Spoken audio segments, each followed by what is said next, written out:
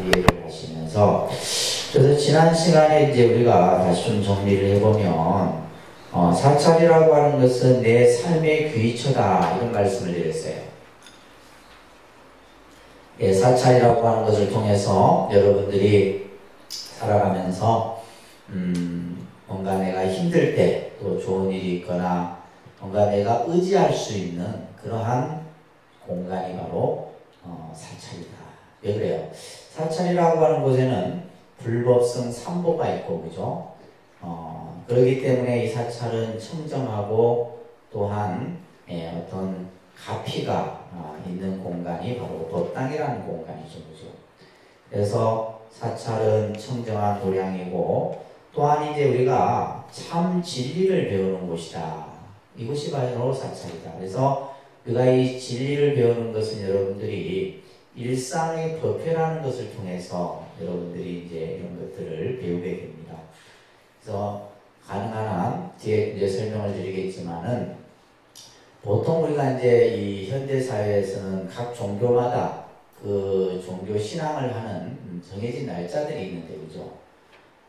우리 이제 불교 같은 경우는 주로 제1법회라는 법회를 통해서 여러분들이 이제 기본적으로 알고 있는 뭐 초하루 법회, 보름 법회, 그 다음에 그죠? 관음제일, 지장제일. 그래서 보통은 이제 사제일 법회를 하기도 하고, 또 어떤 사찰은 한 달에 10번 10제일 법회를 하기도 합니다.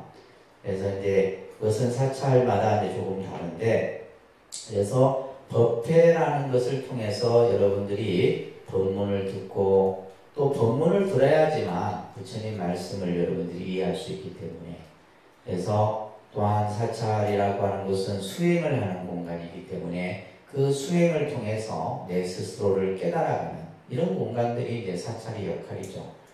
또한 이제 사찰이라고 하는 것은 내 몸과 마음을 정화하는 공간이다, 이렇게 말씀을 드렸어요, 그죠? 그래서 우리가 사찰에 한번 왔다 가면 정화가 되는 거예요. 뭔가 힘들었던 마음도 내려놓을 수 있고, 복잡했던 생각도 내가 한 생각 쉴 수 있고, 그것이 바로 사찰이다. 그래서 우리가 정화하는 그러한 역할도 사찰이 있고, 또 사찰이라고 하는 것은 공덕을 짓는 공간이다. 공덕, 그죠? 복을 짓는 공간이에요. 그러니까 여러분들은 자꾸 저에 와서 복을 달라기만 하잖아요. 복을 달라고 한다 복이 생기나? 복을 지어야 된다.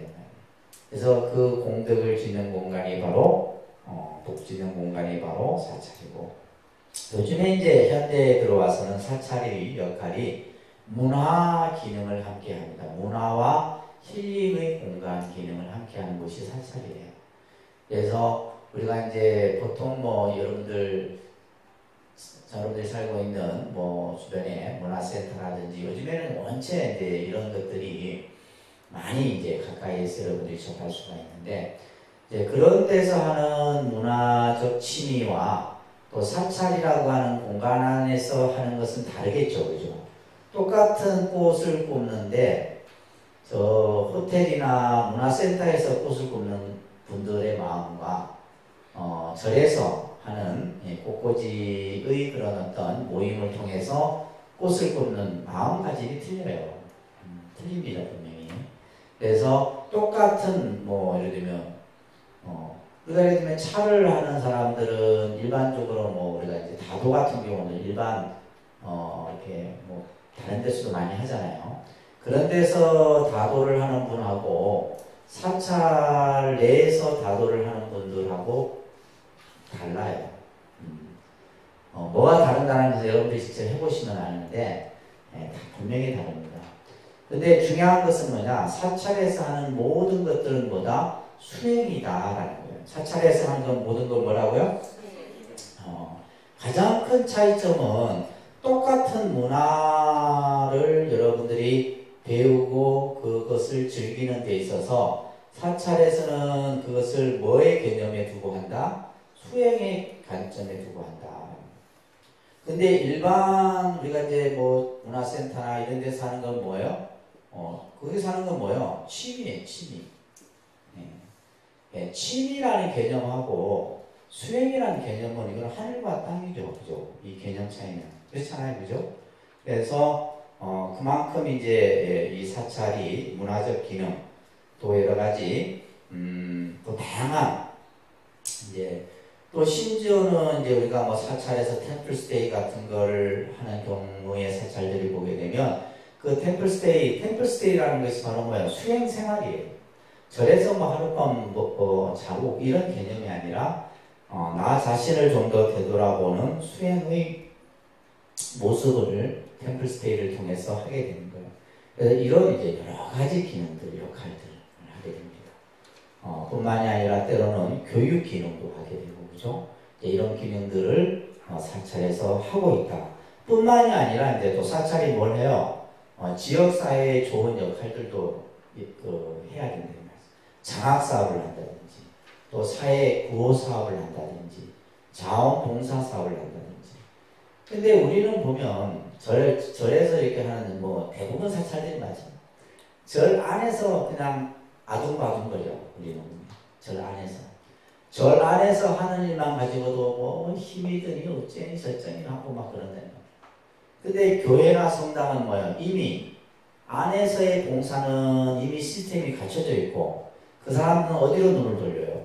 밖으로 눈을 돌리는 거예요. 예를 들면 뭐 병원이나 교도소나 이런데, 또 예를 들면 지역에 뭐 예를 들면 여러 이제 단체의 봉사활동. 그래서 봉사활동 하는 분들 보면 80%가 교인들이에요. 그렇죠?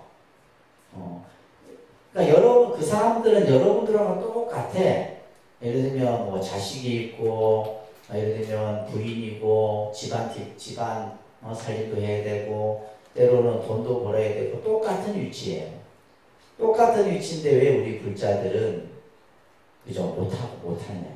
생각이 같이 있기 때문에. 생각이. 그래서 뭐 그냥 맨날 우리는 그죠? 그 사람들 하는 거 보면 맨날 부러워만 하고 있지. 그래서는 안 되고 사찰이 이런 어떤 사찰 안에서의 어떤 봉사뿐만이 아니라 외부에서 제가 차원에 있을 때 이 얘기를 제가 10년을 해도 안 돼. 10년을 줄기차게 내가 강조를 해도 이거는 제가 시켜서 하는 게 아니고 여러분들이 자발적으로 해야 되는데 안 되더라고요. 이게 우리 불자들의 한계구나 이런 생각을 해서 여러분들이 이렇게 이런 공부들을 할 때 생각이 좀 열려 있어야 된다 라는 말씀을 드리고 싶습니다. 아시겠죠?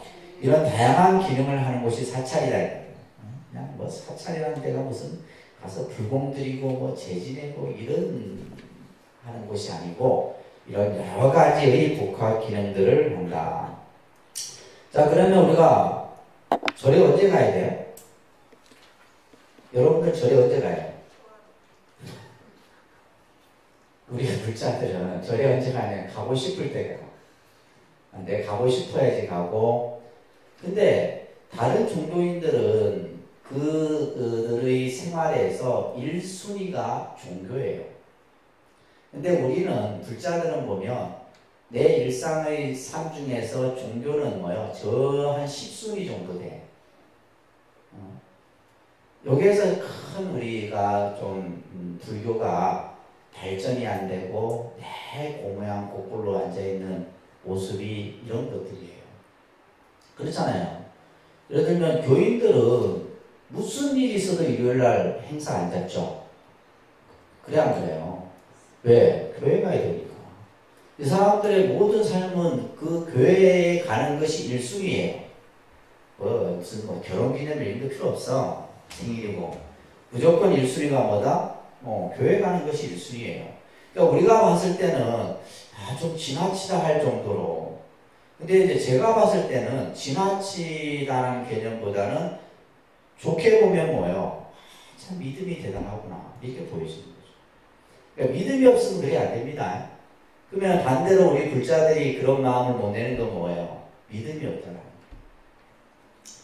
여러분들 오늘 다 절에 가려고 하는데 친구가 놀러 가잖아요. 그러면 친구랑 놀러 가요? 절에 와요? 친구랑 놀러 가지. 뭘 절에 와? 응? 친구랑 놀러 간다 이 말이에요. 내가 분명히 절에 가야 되는데 절에 가야 되는 날도 밀리는 거예요. 다른 일정에. 그래서는 안 된다. 절에는 우리가 내가 가고 싶을 때 가는 것이 아니고 가야 할 때 가는 겁니다. 그죠? 그러면 절에 언제 가야 하느냐? 우리가 이제 기본적으로 불교에서 이렇게 아주 중요한 기념일로 정해진 날들이 있죠. 그죠? 가장 대표적인 것이 부처님 오신 날이에요. 그죠? 따라합니다. 부처님 오신 날, 부처님 출가하신 날, 부처님 열반하신 날, 부처님 성도하신 날, 그리고 이제 우리가 이것을 보통 이제 우리가 부처님 오신 날, 부처님 출가하신 날, 부처님 성도하신 날, 부처님 열반하신 날을 4대 기념일이라고 해요. 이거 외우셔야 됩니다. 불교의 4대 기념일이에요. 여기에다가 이제 음력 7월 보름, 음력 7월 보름이 우람분제입니다. 우람분제. 저희가 이제 올해는 윤달이 들어서 좀 늦어지는데 저희가 이제 우람분제가 7월 달부터 이제 입제를 할 겁니다. 그래서 이 우람분제까지 해서 이제 5대 기념일 명절이라 이 얘기를 합니다. 그래서 근데 요게 중에서도 우리가 이제 뭐 일반적으로 부처님 오신 날은 공휴일이라서 사람들이 다 하는데 부처님이 출가를 했는지 성도를 했는지 열반을 했는지 도통 관심이 없어요. 이거는 우리 스님들의 책임이 가장 커요. 가장 큽니다. 그래서 최소한 이 날은 여러분들이 우리가 사찰에서 법회도 하고 또 우리가 어떤 부처님께 공양도 올리고 이런 것들이 정착이 되지 아니하면 우리 스스로 불교라는 정체성을 잃어버리게 되는 거예요. 그래서 기독교인들이 예를 들면 무슨 부활절이다, 크리스마스다, 그들이 또 자기들이 정해놓은 기념일들이 있죠. 그죠? 그렇듯이 우리 불교도 이 4대 기념일과 더불어서 우람분제를 중요한 기념일로. 그리고 이제 일상생활 속에서는 이제 우리가 제1법회라 그럽니다. 제1법회. 그럽니다. 초하루법회, 보름법회, 그 다음에 관음제일, 지장제일. 그러니까 이 법회를 이제 한 달에 4번을 합니다. 하는데 이게 시대적으로 맞아요, 안 맞아요? 우리 지금 현대 우리가 살고 있는 이 시대, 그죠? 이 전부 뭘로 기준으로 해요? 음력을 기준으로 해요. 음력. 근데 우리 생활은 지금 뭐요? 양력으로 기준으로 해서 주 5일제, 예를 들면 뭐 전부 직장이든 모든 게 다 양력을 기준으로 해서 우리가 생활하고. 근데 이걸 바꿔야 되겠어, 안 바꿔야 되겠어? 바꿔야 돼요, 안 바꿔야 돼요? 바꿔야 됩니다. 서울 같은 데는 이게 바꾸고 있어요. 그래서 음력법회를 싹 없애고 토요법회, 일요법회 이런 식으로 바뀝니다. 바뀌는데 시간 많이 걸려요. 여러분들 쉬울 것 같죠? 천만에 말이에요. 그러니까 우리 절에 다니는 분들은 초하루는 그래도 잊지 않고 법회에 나오세요. 초하루 법회는 그래도 사찰마다 신도들이 가장 많이, 왜냐하면 우리나라의 어떤 국민성 의식 중에 보면 뭔가 시작하는 날은 되게 중요하게 여겨요. 그래서 우리가 1년에 첫 날을 중요하게 여기고 한 달에 첫 시작을 중요하게 여겨요. 그래서 이제 우리가 보통 초하루 기도는 사찰마다 대부분의 사찰들이 이제 뭐 공통적으로 합니다. 이런 것들을 이제 잘 아셔야 돼요. 초하루는 이제 음력 초하루부터 하는데 보통 우리가 초하루에 이제 하는 기도가 보통 신중 기도를 많이 합니다. 무슨 기도? 신중 기도. 초하루 날은 저희들 이제 독림선언 같은 경우는 3일 동안 신중 기도를 합니다. 그래서 이 신중이라고 하는 이분들의 역할은 뭐예요? 부처님 법을 옹호하고 여러분들이 살아가는 현세에서 여러 가지 장애로부터 어려움으로부터 그죠? 그것을 겪지 않도록 보호해주는. 그래서 저쪽에 지금 오른쪽에 저 막 울긋불긋하게 그림으로 표현된 저기 이제 신중단이라고 하는 거예요. 무슨 단? 신중단이에요. 신중단. 저기 보면 무섭게 생기신 분들이 많죠, 그죠? 저기 보면 막 그냥 사천왕을 비롯해서 금강 역사, 그 다음에 뭐 위태천신부터 해갖고 팔부신중을 비롯해서 산신용왕, 칠성, 뭐 하늘의 신들해서 그러니까 선신들이 저 신중. 그래서 이 초하루 기도는 주로 이제 신중 기도를 중심으로 해서 한다. 아시겠죠? 신중 기도를 하고 그 다음에 이제 우리가 음력으로 이 보름도 우리가 이제 그 일반적으로 우리 국민 우리나라 민족들이 보면 이 보름을 또 중요하게 해요. 그래서 우리는 옛부터 뭐요? 해나 달이나 우리 앞에서 배웠잖아요.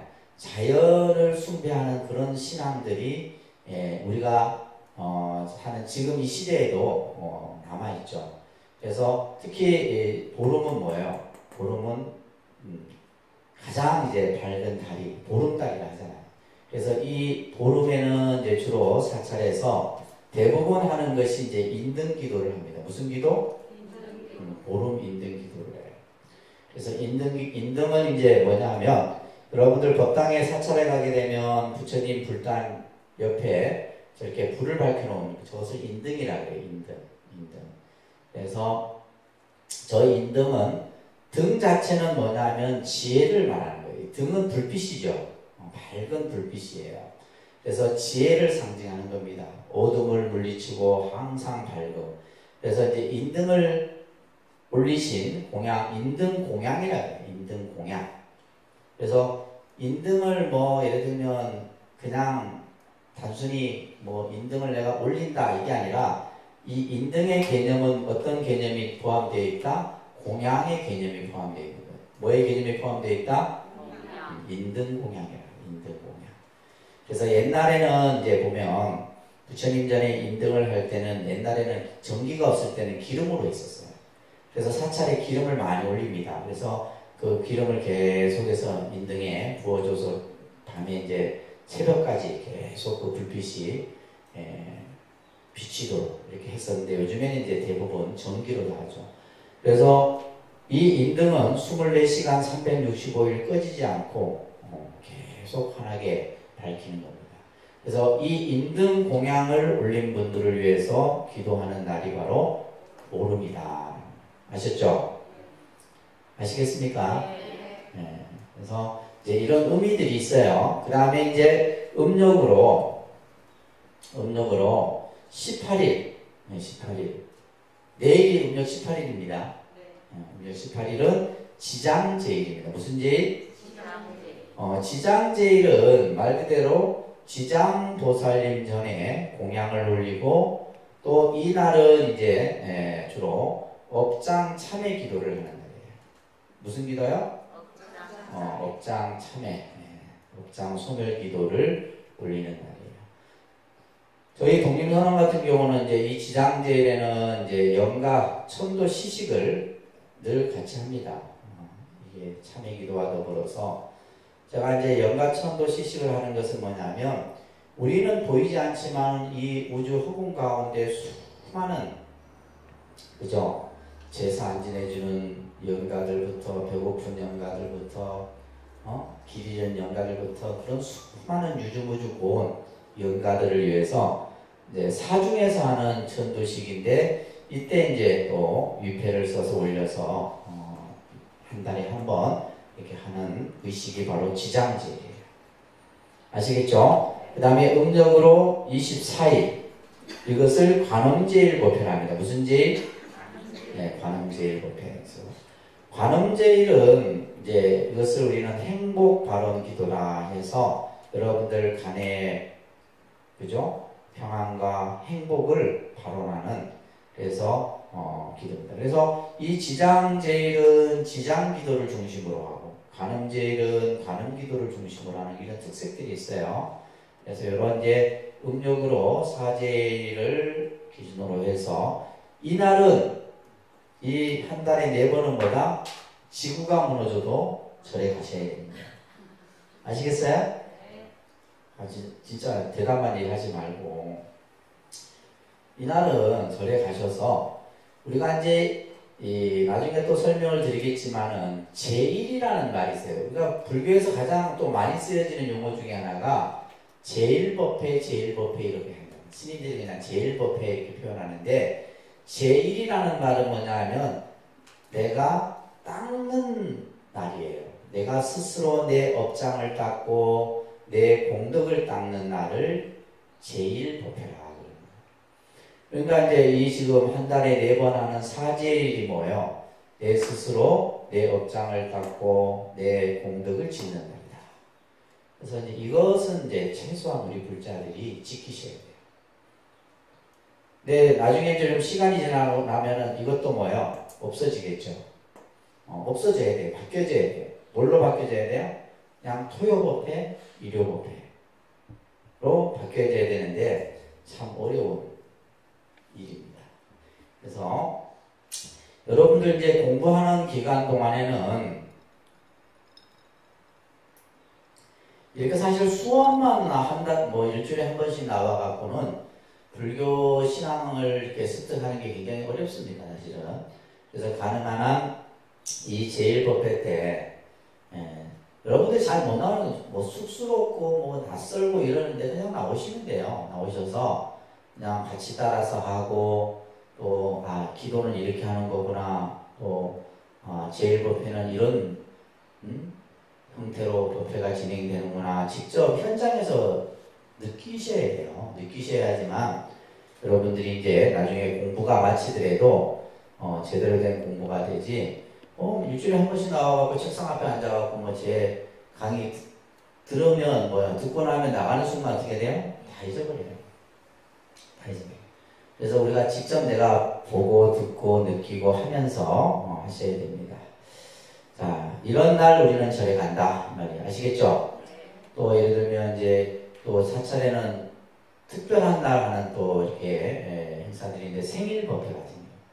그러니까 생일 같은 경우는 굉장히 사실 뭐 우리가 이제 여러분들과 가족들 뭐 생일들 챙기고 하는데 생일 같은 경우 이제 그 가족을 위해서 기도를 올리거나 축원을 올리는 이런 이제 경우도 할 수 있고, 또 이제 우리가 이제 크게 1년에 하게 되는 뭐 학업성취기도라든지, 그죠? 100일 동안 하게 되는 학업성취기도, 이런 것들도 있고, 또 그 다음에 이제 또 동안거 결제기도도 있고, 백중기도도 있고, 또 이제 정월에 하는 점초기도도 있고, 그래서 1년에 이제 사실 어떻게 보면 365일 중에 제가 볼 때는 한 300일은 계속 끊임없이 기도를 하고 있다. 이렇게 보시면 됩니다.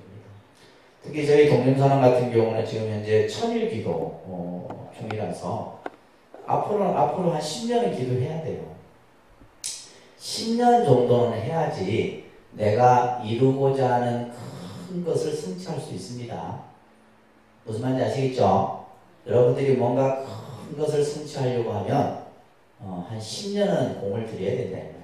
그거 아니고 무슨 뭐 100일 해갖고 되니 안 되니 했었고, 그죠? 그래서 10년을 딱. 근데 그 10년이라는 시간도 보면 굉장히 짧은 시간이에요.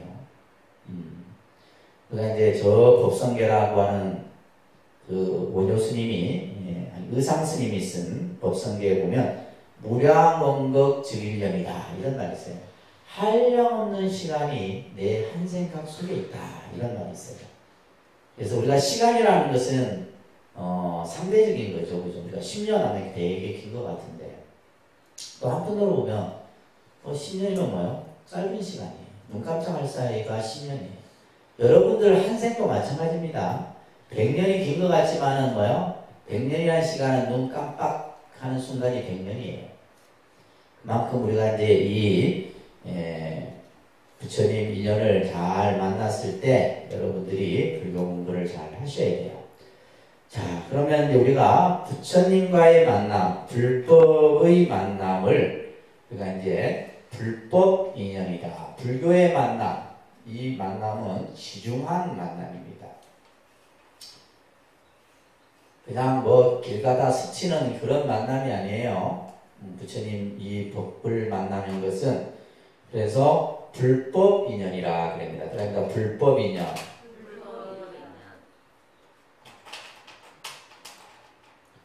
불법 인연이라는 말은 말 그대로 뭐요? 부처님 법과, 그죠? 만나는 만남을 불법 인연이다. 뭐 부처님 법을 만나는 것에 대해서 여러분들은 아직까지는 크게 와닿지 않겠지만은 가장 수승하고 거룩한 만남이 부처님과의 만남이다. 우리가 이제 만남에도 보면 좋은 인연, 그것을 선연이라고 합니다. 좋은 만남을 뭐라 그래요? 선연. 선연. 요즘에 이제 우리 보면 기도하시는 분들 중에 보면 선연 기도, 좋은 인연 기도를 올리는 분들이 많아요. 예를 들면 옛날에는 뭐 등남 뭐 아들 낳기를 원하고 뭐 이렇게 해서 등남 기도 이런 것들이 많았는데 그 명칭이 요즘에는 선연 기도로 바뀌었어요. 선연 기도. 좋은 인연을 만나는 거. 자식을 만나는 것도 좋은 인연이에요. 그죠? 자식을 만나는, 그러니까 정말 순종하고 효순한 아이와의 내 만나는 그 인연도 중요한 인연이거든요. 근데 때로는 보면 좋은 인연만 있는 것이 아니라 우리는 뭐가 있어요? 악연이 있는. 무슨 인연? 이 악연은 금생에 만나서 이 악연이 만들어지는 경우도 있지만은 뭐요? 반드시 뭐와? 전생과 다 연결되는 거예요. 제가 앞전에도 한번 그런 말씀 드렸죠. 우리는 전생, 현생, 내생을 뭐다? 동시에 가지고 살아간다 그랬어요. 내가 누군가를 만나는 것은 금생에 만나는 인연이 아니라 이미 뭐야? 전생부터 그 인연이 쭉 이어져 왔던 거예요. 그러니까 우리가 예를 들면 요즘 보세요. 며칠 전에도 부모가 자식을 그저 죽이는 이런 일들이 주변에서 있어요. 이거 뭐 사면 정말 풀려야 풀릴 수 없는 악연이에요. 만나서는 안 되는 인연이 둘이 만난 거죠. 만나고 또 보면 자식의 부모를 죽이고 부모가 자식을 죽이고 이런 일들이 비일비재하게 일어나잖아요. 그런 인연들은 정말로 내가 만나서는 안 되는 인연이 만난 거다. 근데 인연이라는 것은 참 아주 무서운 것이 우리가 이제 불교에서 흔히 스님들이 설명할 때 옷깃만 스쳐도 500생 인연이라는 말 들어보셨죠? 옷깃만 스쳐도 500생 인연이라는 말은 뭐냐? 그냥 길을 가다가 옷깃만 스쳐. 내가 저 사람하고 뭐예요? 500번 나고 죽고 그 500번 나고 죽을 때마다 뭔가의 한 조금이라도 이 사람과의 그 인연이 있었다고 하는 거예요. 그래야지만 옷깃 정도 스칠 수 있는 인연이다. 이 얘기예요. 그러면 부부의 인연은 뭐예요? 몇 천급의 인연이죠. 자식도 마찬가지예요. 그러니까 얼마나 그 인연이 지중한 인연인 거예요. 그죠? 그래서 우리가 특히 이러한 어떤 만남의 모습 속에서 불처님 법과 만나는 것은 이루 헤아릴 수 없는 인연이다라는 거예요. 그래서 우리가 이제 세상을 좀 더 지혜롭게 사는 것은 지금 교재에도 말하고 있듯이 어떠한 인연 고리를 우리가 풀어가고 맺어가느냐 이거예요. 어떤 인연을 내가 만나고 어떤 인연의 고리를 풀어가느냐. 그래서 우리가 보통 우리가 사는 사회라고 하는 것은 인간관계의 도리에서 이 사회가 만들어지는 거예요. 전부 그래서 우리가 이제 뭐예요? 관계. 관계라고 하는 것이 인연입니다. 관계라는 말은 뭐라고요? 인연이에요. 인연의 고리를 잘 풀 줄 알아야 돼. 이 사람이 지혜로운 사람이에요. 내가 분명히 저 사람하고 별로 뭐 같은 안 좋은 감정이 있어. 근데 그 감정은 금생에 풀어야 됩니다. 근데 그것을 아이고 내가 안 보면 그만이야지. 천만에만 다음 생에는 진짜 왼수 됩니다. 왼수. 금생에 풀지 않으면 다음 생에는 서로 죽고 죽이는 관계가 된다는 말이에요. 그래서 가능한 한 내가 살아가는 가운데 좋은 인연들을 만들려고 여러분들이 노력을 하셔야 돼요. 불교에서의 만남은 나 자신의 가치와 기준으로 삼는 것이 아니라 다른 사람의 입장에서 먼저 생각하는 대승적 차원의 만남을 불교에서의 만남에 있어서 중요한 가치로 둔다. 근데 모든 것은 우리는 내 입장에서 두잖아요. 근데 불교는 뭐요? 상대적 입장에서 먼저 고려를 하는 거예요. 상대적 입장에서. 그래서 예를 들면 뭐 우리가 이제 때로는 그죠? 뭐 우리가 인간관계에서 보면 나에게 도움을 주는 인연이 있었는가 하면은 또 나를 뭐요? 힘들게 하는 인연도 있다 이 말이에요. 그런데 왜 이런 인연들이 만들어졌을까? 이것을 지혜롭게 생각해 볼 필요가 있다. 그냥 뭐 단순히 감정에서 일어나는 생각만 가지고 우리가 볼 것이 아니라, 그죠?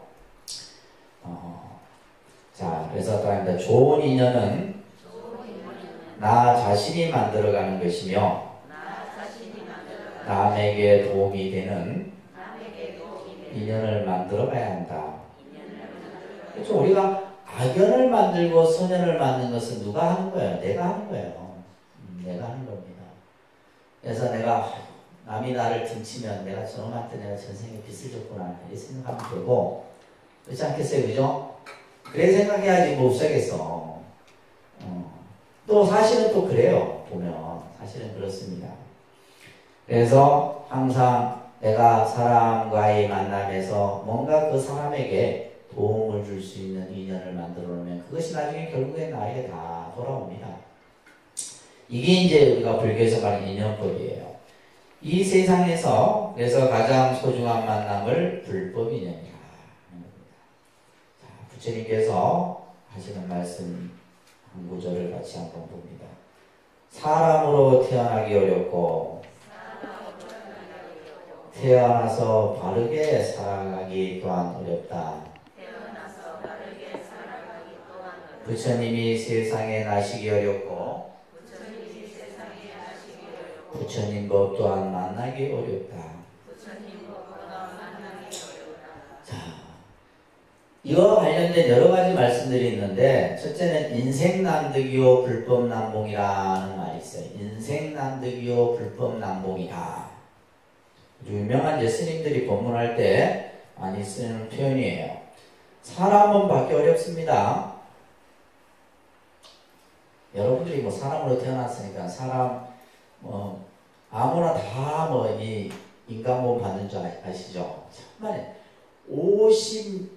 50억의 생명체 가운데 인간은 한 종에 불과한 거예요. 수많은 생명체들이 있잖아요.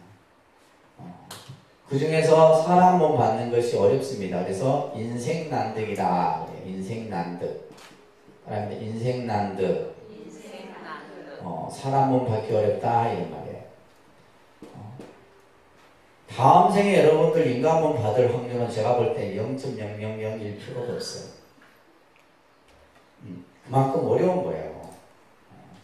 금생에 여러분들이 정말 아주 그냥 잘 살고 그냥 좋은 인연 싣고 해도 될까 말까. 왜? 보이지 않는 악업을 더 많이 싣고 살거든요. 사람 몸 받기 어렵습니다.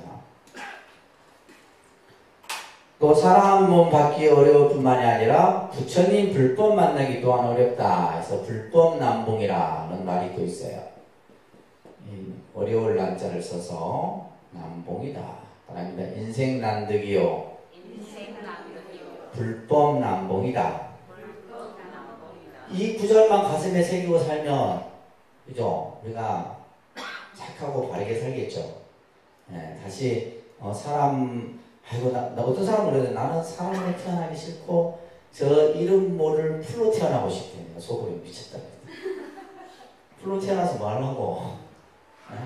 이름 모를 풀로. 사람 몸 그냥 본인이 태어나고 싶다 해서 태어나고 태어나기 싫다 해서 태어나는 게 아니에요. 내가 예를 들면 축생몸 받고 싶다 해서 받기 싫다 해서 안 받는 게 아니에요. 내가 지어놓은 업에 의해서 이미 다 만들어져 가는 거예요. 그리고 우리가 사람으로 태어나서도, 그죠? 바르게 살기 또한 어렵고, 그죠? 또, 부처님이 이 세상에 나는 것 또한 어렵고, 마지막 뭐예요? 부처님 못 만나기 어렵다. 이 생각을 꼭 여러분들이 가지셔야 합니다. 그죠? 그래서 천주경에 보면 백천만급 난조다라는 말이 있어요. 백천만급이 지나도 만나기 어려운 것이 부처님 못 만나는 거예요. 이 생각만 가지면 여러분들이 불교를 만난 것에 대해서 크게, 그래서 밑에 보면 맹구목이라는 아주 유명한 비유가 있습니다. 맹구목.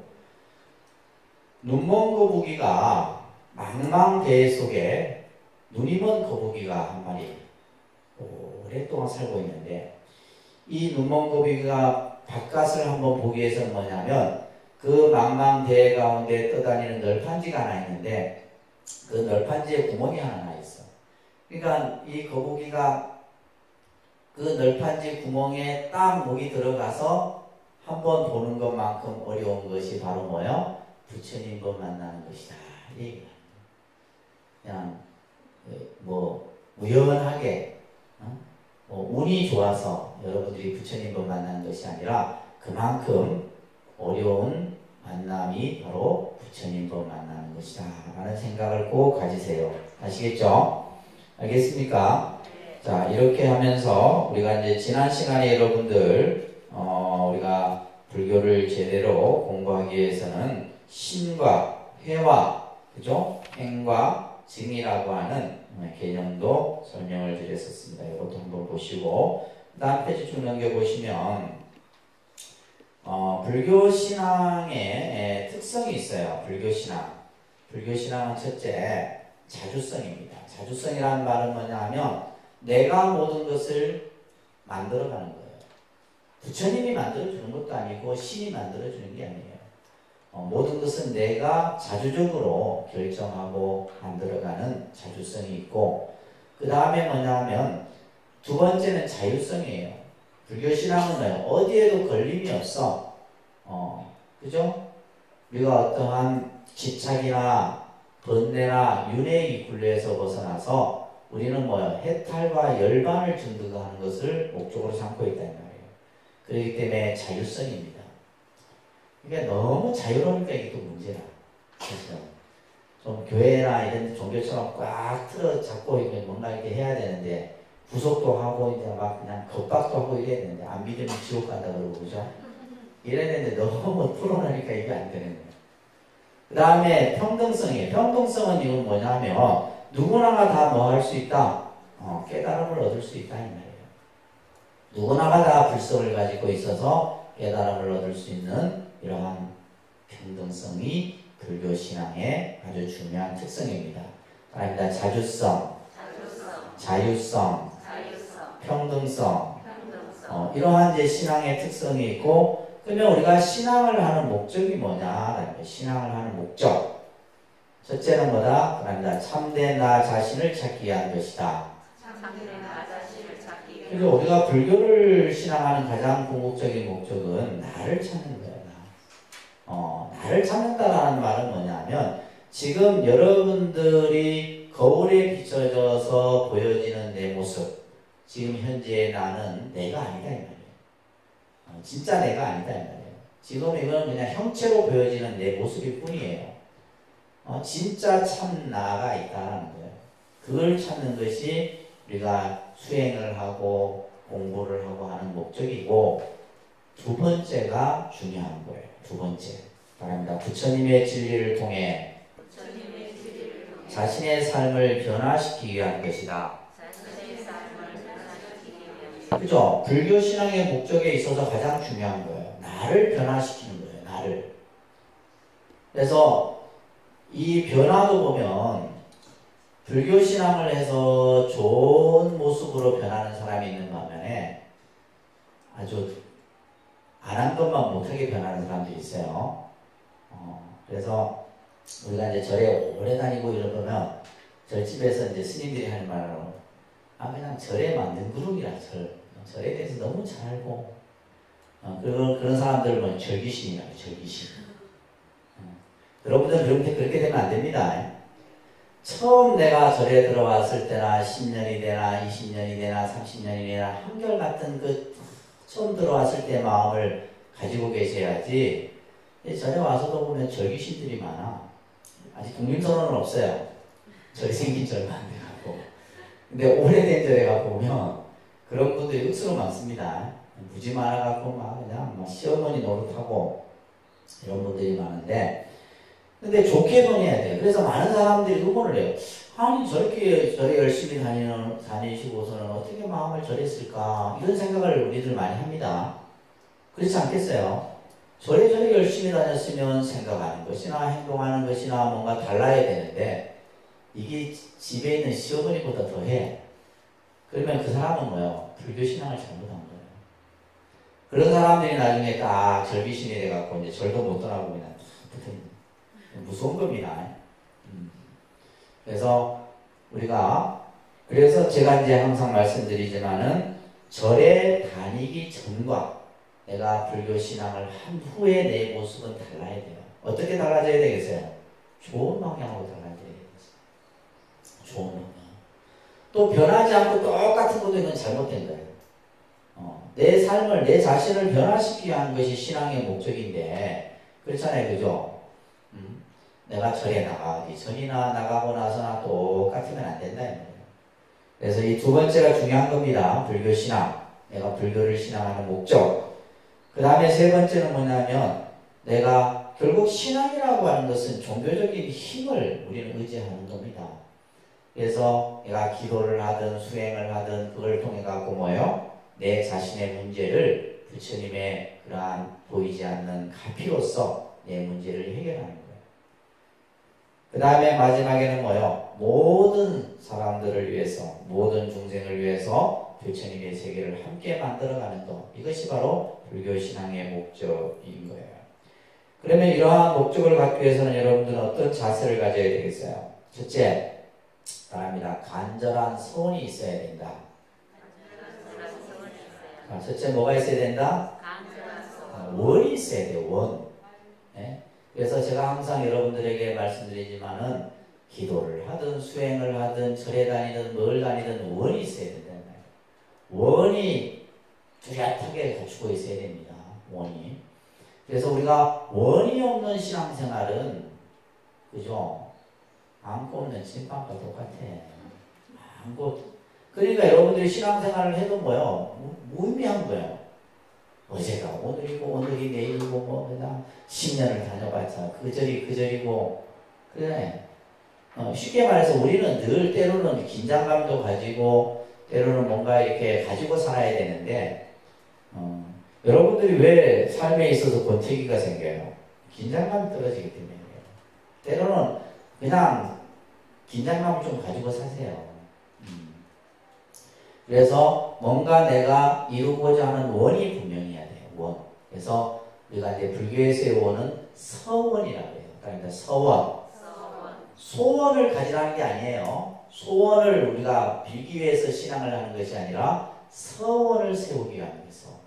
서원이라는 것은 맹세와 다짐입니다. 내가 나중에 이제 여러분들 천수경 공부할 때 제가 또 한번 말씀드리겠지만은 소원과 서원의 차이는 달라요. 다릅니다. 소원은 여러분들이 소원 성취기도 한다. 소원의 의미는 뭐냐면 뭐뭐 해 주십시오 이거예요. 부처님 우리 아들 공부 잘하게 해 주십시오. 우리 남편 승진하게 해 주십시오. 우리 가족 건강. 이건 뭐야? 소원이에요. 소원. 그러니까 이 소원 자체가 나쁘다는 게 아니에요. 우리는 뭐냐면 불교의 신앙은 소원을 목적으로 하는 것이 아니라 불교는 뭐예요? 소원에서 좀 더 나아가면 뭐가 된다? 서원이 되는 거예요. 서원. 서원의 뜻은 뭐냐 하면 어떤 의미냐면 다릅니다. 이것은 하겠습니다 라는 거예요. 뭐라고요? 하겠습니다 라는 뜻이에요. 한국말 어렵죠, 그죠? 뉘앙스가 달라요. 이거는 수동이에요, 수동. 부처님 뭐뭐 해주세요, 뭐뭐 해주세요. 근데 서원은 뭐면, 이거는 뭐냐면, 자기 의지가 들어가는 거예요. 뭐가 들어간다? 자기 의지, 다짐이 들어가는 거예요. 내가 하겠습니다. 내가 우리 아들이 건강하도록 하겠습니다. 우리 가족이 건강하도록 하겠습니다. 내가 모든 것을 이루겠습니다. 라고 하는 뭐예요? 자기 의지와 결의가 들어가는 게 서원이에요. 그래서 우리는 서원을 세워야 되는데 맨날 절에 와서 뭐만 빌어? 소원만 빌고 있으니까 이게 되느냐? 안 되는 거죠. 그러니까 이게 뭐냐요? 내가 열심히 소원을 빌었는데 아무 응답이 없어. 응답이 없으면 여러분들 뭐라 그래요? 응답이 없어. 내가 기도를 했는데 내 기도를 안 들어줘. 아이고 독림선언 부처님이 영험 없네. 가만히 있는 부처님을 가지고 영험이 없니를 여러분들이 하냐 이 말이에요. 그렇잖아요.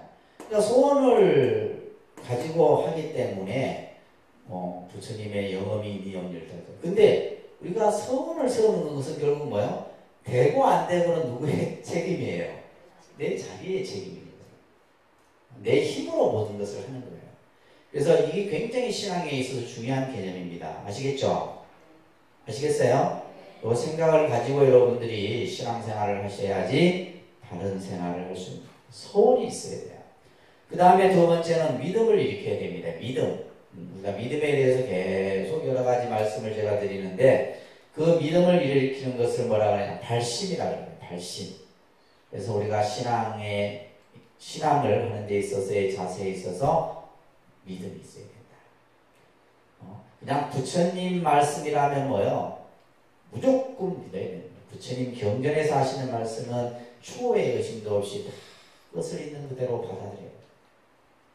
그래서 돈독한 지극한 믿음을 가져야 되고 세 번째는 뭐요? 끊임없는 수행을 해야 돼요. 이것을 따라합니다. 정진심. 네, 정진심이라고 해요. 정진심이라고 해야 됩니다. 그래서 끊임없는 수행, 끊임없이 나아가는 마음. 그래서 우리가 뭐 하루 이틀 하고 마는 것이 아니라 계속 끊임없이 기도하고 수행하고 하는 이 마음을 우리는 가져야 된다. 이것이 신앙인의 자세입니다. 아시겠죠? 알겠습니까? 자, 이러한 개념들을 바탕으로 해서 여러분들이 사찰에서 또 사찰의 역할과 기능, 그 다음에 또 내가 절에 언제 신앙생활을 해야 되느냐, 또 신앙생활을 하는 데 있어서 어떠한 마음과 자세, 목적을 가져야 하는가, 이런 것들을 살펴봤습니다. 한 5분 쉬었다가 제6강으로 넘어가도록 할게요. 명칭이 상당히 여러 명칭을 사용했었어요. 예전에 학계에서는. 그래서 원시불교라는 말도 있었고 근본불교라는 말도 있었고 원시근본불교라는 말도 있었고 초기불교라는, 그러니까 용어 자체가 너무 다양해서 이제 학자들이 하나로 이제 그 용어마다 다 의미가 있지만은 그 용어를 하나로 이렇게 해서 얼리 부디즘 해갖고 이제 초기 불교라는 용어로 거의 이제 만들어지게 됩니다. 그래서 여러분들은 제가 이제 앞으로는 뭐냐면 초기 불교라는 말을 많이 쓸 거예요. 아시겠죠? 그래서 초기 불교는 시대가 언제에서부터 언제까지를 초기 불교로 하느냐? 이것은 결국 누가 정하는 거예요? 불교 학자들이 정하는 거예요. 뭐 영국의 학자, 일본의 학자, 여러 불교를 연구하는 학자들이 2600년의 그 불교의 역사를 가지고 어디에서 어디까지를 이렇게 구분을 해놓은 겁니다. 그러니까 역사라고 하는 것은 후대 사람들이 정하는 거잖아요. 그죠? 그래서 부처님 제세시부터 부처님이 열반한 후 100년에서 200년 정도 사이. 그러니까 100년에서 200년 정도의 그냥 몇 년도에서 몇 년도까지 이게 아니라 역사라고 하는 것은 정확하게 그것을 딱 확정지을 수 없으니까 부처님이 생존했을 때부터 부처님이 열반한 후 100년에서 200년 정도 그까지를 뭐라 한다? 초기 불교를 한다. 이렇게 정한 거예요. 그러면 이 시대의 가장 큰 특징은 뭐냐면 아직까지 부처님의 흔적과 부처님의 영향이 존재했었던 시기를 초기 불교라 얘기를 하는 거예요. 우리가 예를 들면 그렇잖아요. 여러분들 큰 어떤 위대한 사람이 돌아가시고 나도 그 사람의 자취와 흔적이 남아있는 시기가 있잖아요. 그 시기까지를 이제 대충 100년에서 200년 정도를 본 거예요. 그래서 교재에 보시게 되면 부처님의 교단이 불묘 100년경에 이제 갈라지는 모습을 보이게 되는데, 이 갈라지는 것을 이제 분열 현상이라고 그러죠. 분열 현상. 분열 현상인데, 그 분열이 되기 전까지의 불교를 보통 이제 초기 불교 이렇게 또 이제 그 기준점을 잡기도 합니다. 이 분열의 현상이 굉장히 중요한 부분이에요. 분열의 현상이 중요한 내용인데, 자, 보시게 되면, 일본의 어떤 학자는 부처님이 제세 시부터 직접 붓다로부터 가르침을 받은 직계 제자들이 까지의 불교를 근본불교라 하고 또 그 이유를 원시불교라 이렇게 또 부르는 일본 학자도 있어요. 그러나 이제 여러분들은 그냥 부처님 제세 시부터 약 100년에서 200년 정도까지를 초기 불교라 한다라고 이렇게 생각하시면 됩니다. 자, 그러면 이때 초기 불교에 나타난 특징들이 중요한 거예요. 이게 이제 굉장히 중요한 내용입니다. 자, 이 시기에 뭐가 만들어졌느냐 하면, 자, 우리가 이제 삼장이라는 개념을 먼저 여러분들 잘 기억을 하세요. 그러니까 삼장. 삼장하면 첫째가 경, 율, 논, 이것을 삼장이라고 그래요. 그다음에 경율론. 이건 외우셔야 돼요. 그다음에 경율론. 뒤에다가 장자만 붙이면 돼요. 경장, 율장, 논장, 이렇게 경율론 삼장이라고 이렇게 이제 얘기를 하는데, 그래서 초기 불교 때는 경과 율만 만들어졌어요. 경과 율이 만들어지게 되는데, 이 경과 율이 만들어지는 부처님 말씀이 하나로 모아지는 것을 결집이라고 합니다. 그런데 결집. 결집이라고 하는 중요한 사건이 만들어져요. 부처님이 열반하신 후 얼마 안 되고 나서 이 일이 터집니다. 어떤 일이 터졌냐면, 부처님이 이제 장례를 치르고 나서 얼마 안 있자 어떤 한 승려가 이런 얘기를 합니다. 이제 부처님이 가셨다. 이제 부처님이 이 세상에 계시지 않으니 이제는 우리가 하고 싶은 대로 하자. 부처님 계실 때는 뭐야? 부처님이 이것은 해서는 안 된다. 이거는 해야 된다. 이것은 지켜야 된다. 이렇게 하셨을 거 아니에요. 그죠? 그러니까 부처님이 가시고 나니 이제는 우리 마음대로 하자. 이렇게 하면서 막 이제 선동을 하는 거예요. 그때 그 모습을 봤던 부처님의 제자 중에 상수 제자죠. 가섭이라는 제자가 부처님 말씀을 우리가 잊어버리지 말고 기억하고 그것을 만들어야 되겠다. 이런 생각을 해요.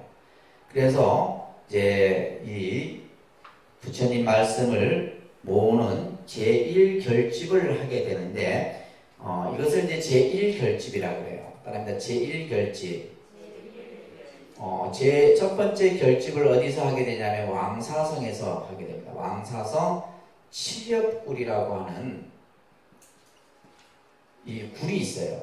이 칠렵굴.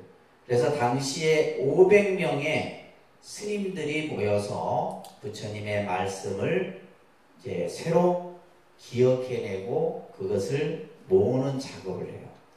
그것을 주도적으로 누가 했냐면 부처님의 제자인 아난이라고 하는 제자가 부처님 말씀을 전부 기억하고 있었어요. 그래서 이 아난 존자가 부처님 말씀을 기억한 것을 전부 500명의 스님 앞에서 쭉 기억을 해내는 겁니다. 이와 같이 내가 들었습니다. 어느 때 부처님께서 기원정사에 계실 때 1250명의 제자와 함께 했습니다. 이런 식의 경전마다 이제 그런 패턴이 나오죠. 그래서 그것을 500명의 제자들이 다 듣고 있다가 이 500명의 제자들은 도를 다 성취한 제자들이에요. 그 말씀이 하나도 틀림이 없게 되면 어떻게 되는가요? 하나의 경으로 만들어지게 됩니다. 그래서 지금의 우리가 이제 불교에 보면 8만 대장경의 많은 말씀들이 그런 과정을 거쳐서 만들어진 겁니다. 그리고 이 율장은 이제 우발이라고 하는 제자가 계율을 가장 잘 지켰던 우발이라고 하는 제자가 이 율을 또 이제 암송을 하게 됩니다. 자, 근데 이제 여기 보시게 되면 교재에 보게 되면 우리가 이제 인도에서 사용하는 언어를 산스크리트어라 그럽니다. 그러니까 산스크리트. 이것을 다른 말로 범어라 그래요. 범어. 신의 소리다 이런 뜻이에요. 산스크리트어 범어라 하는데 이때 이제 부처님이 사용하셨던 언어가 프라크리타라는 이제 주로 요즘 말로 치면 이제 인도의 당시에 이제 표준어 내지 이제 어떻게 보면 지방어에 속하는 그런 언어였어요. 이 언어를 이제 자 여기에 보시게 되면 이게 스크린 보시면 여기 지금 여기 산스크리트예요. 뭐같이 생겼어요? 그죠? 뭐 그냥 그림처럼 생긴. 저걸 이제 산스크리트 버머라고 해요. 그래서 우리 예를 들면 이제 인도말이 굉장히 이렇게 어감이 좋습니다. 우리 지금 수카바도 인도말이에요. 인도말로 행복이라는 뜻인데 수카바, 뭐 쿠모다, 뭐 예를 들면 뭐 우리가 이제 여러분들이 알고 반야, 보살 이런 용어들 전부 인도어를 중국의 한자어로 부릅니다. 자, 이게 이제 버모 산스크리트어고 이제 요게 이 언어가 뭐냐면 빨리어입니다. 빨리어는 뭐냐면 스리랑카에서 사용하는 언어예요. 따라합니다. 빨리어라고 하니까 스리랑카 같은 경우도 이제 이 고대 말이죠. 고대 말. 지금은 이제 대부분 뭐 스리랑카는 영어로 많이 이렇게 사용을 하지만 이제 우리가 이제 책 같은 데는 이런 빨리어가 이렇게 사용이 되고 그 다음에 이제 우리가 중국의 불교가 전해지면서 뭐가 돼요? 이제 한자, 그죠? 한자어가 만들어요. 그래서 여러분들 불교 공부를 하시면서 불교가 어려운 게 아니라 뭐가 어렵다 그랬어요? 언어가 어려운 거예요. 뭐가 어렵다? 언어가 어려운 거예요. 왜냐하면 불교 자체가 우리나라에서 만들어졌다면, 그죠? 출현이 됐다면 어렵지 않았겠죠, 그죠? 근데 불교는 뭐 인도에서 만들어져서 그러면 그들이 썼던 인도어가 있었을 거고, 버머, 산스크리트어가.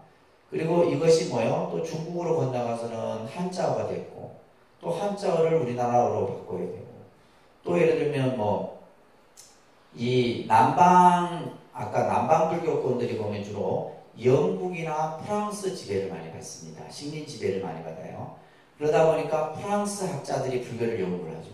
그러면 우리가 이제 또 프랑스어도 공부해요. 그 다음에 영어는 당연히 해야죠.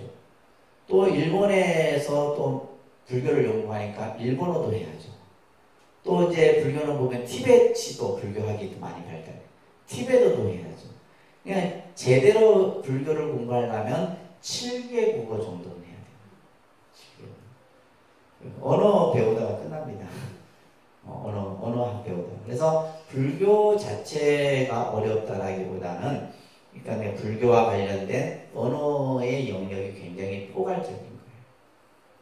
제가 이제 참 잘 알고 있던 스님 한 분은 7개 국어를 진짜 했어요.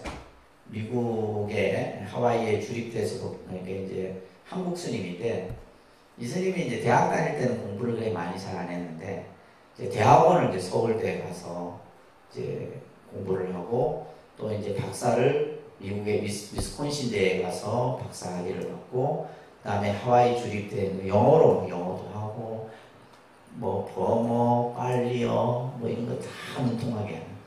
근데 아깝게 돌아가셨어요. 젊은 나이에. 근데 공부 너무 많이 하면 안 돼.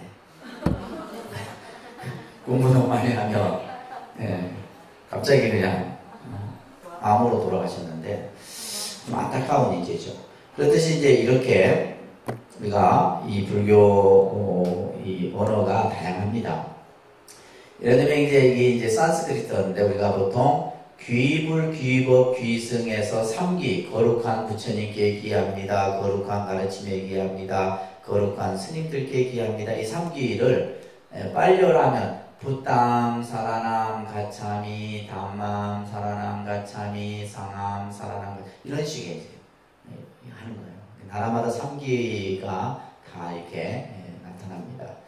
그래서 우리가 이제 그 아리아 민족, 인도를 지배했던 이 아리아 민족이 사용했던 언어가 산스크리트어다. 그래서 인도 말은 우리가 산스크리트어 버머라고 이렇게 표현이 됩니다. 아시겠죠? 그 다음에 이제 이 아쇼카 왕이 인도를 통일한 왕이었는데 이 왕이 동남아시아에 이제 특히 스리랑카의 불교를 전하면서 언어가 빨리어 또 이렇게 불교의 경전들이 만들어지게 돼요. 이때 이제 초기 불교 시대 때 만들어졌던 초기 경전의 대표적인 경전이 아함경입니다. 따라합니다. 아함경. 이거 기억하세요. 초기 불교 시대에 만들어진 경전이 바로 아함경이에요. 아함이라는 것은 아가마라는 어원을 따서 전해져 내려온 가르침이다, 이런 뜻을 가지고 있어요. 그래서 이제 한문으로는 4가지 형태의 아함경이 있어요. 한역사함이라고 그러고, 그 다음에 빨리어로 된 오니까야라고 하는 또 경전의 형태가 있습니다. 이거 언제 보시겠어요? 다 봐야죠, 그죠? 그만큼 이제 불교 공부가 끝이 없는 거예요.